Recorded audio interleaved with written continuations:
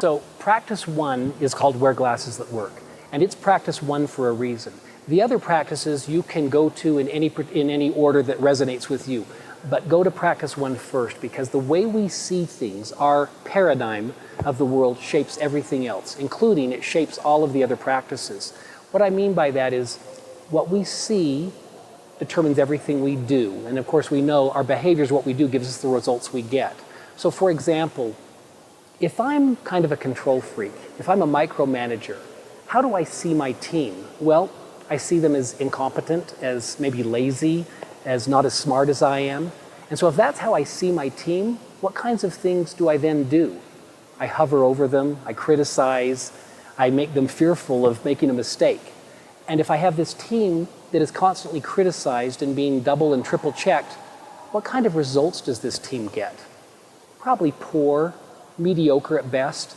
And then when I get these poor results, as the leader, what do I say to myself? I say, see?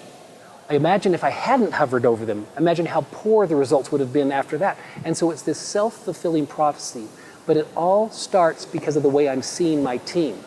If I see our company culture as the responsibility of human resources, okay, if a leader, if I say culture is the responsibility of HR, well, what kinds of things do I do?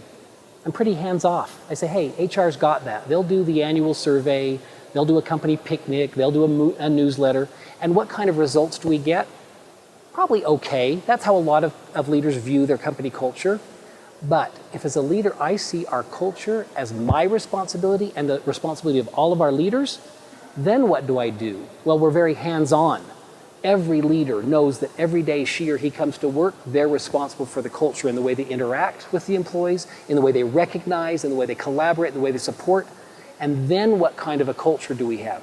We have a culture that becomes truly our competitive advantage. But it all starts with how we see things, the glasses that we're wearing.